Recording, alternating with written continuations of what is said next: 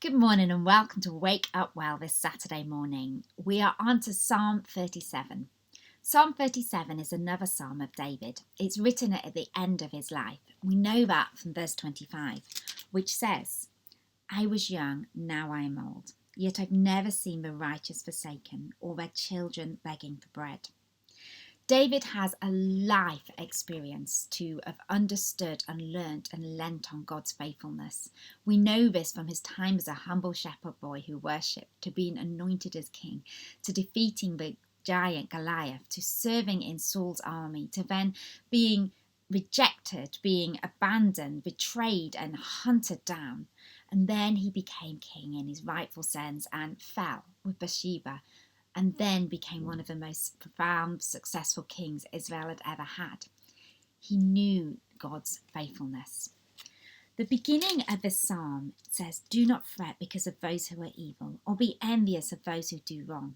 For like grass, they will soon wither. Like green plants, they will soon die away. Life is seasonal. And he says, don't get worked up. Don't fret when we see things going right, seemingly around us, but not for us. The grass withers and fades. We know that from a recent heat wave. Things pass. Trust in the Lord and do good.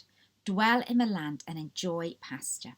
Safe pasture. Take delight in the Lord and he will give you the desires of your heart. That's a really famous passage that we know well, and it's hard not at times to become disillusioned by that. We've all got desires in our hearts, some of us big desires that haven't yet been fulfilled. But what's the key? It's to delight in the Lord. How do we do this? Well, we trust in the Lord and do good. As we delight in him, we get to know him.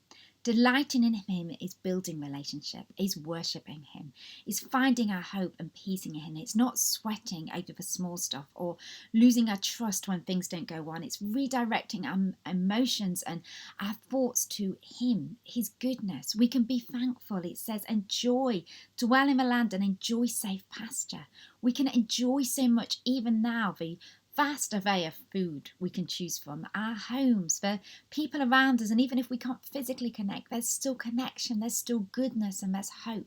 So as we delight in him, our hearts change, which changes the desires. We want the things he wants, the goodness, the justice, the healing, the people receiving him. And it becomes this cycle that as we delight in him, then our desires change and we see him break into those desires and fulfill, and we take more delight and we can choose this path.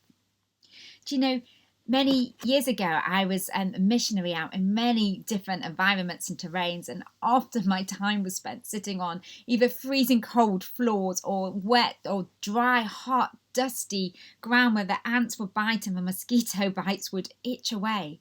But there was such a delight in that season as I sought the Lord and began to see some of his desires fulfilled, because they became my desires.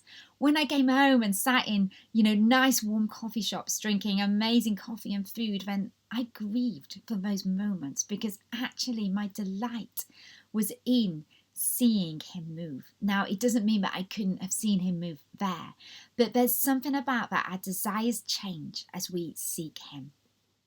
I just want to read a little bit from Heidi and Roland's devotional book. Often we get upset when God doesn't act in the way we expect. First, we can be sure God will never ever desert us. His presence accompanies us always. Second, the challenges and difficulties of life refine our character. Sometimes God allows things to shape us and mould us. It doesn't diminish his exceedingly great love for us in any way. He's never punishing us. He has a bigger plan in mind.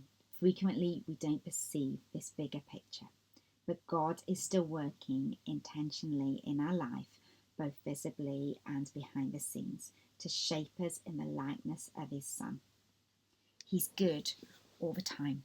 And so as we delight ourselves, we have to be like that person described in the gospel who searched for the pearl of great price, who found the treasure and sold everything to buy that field.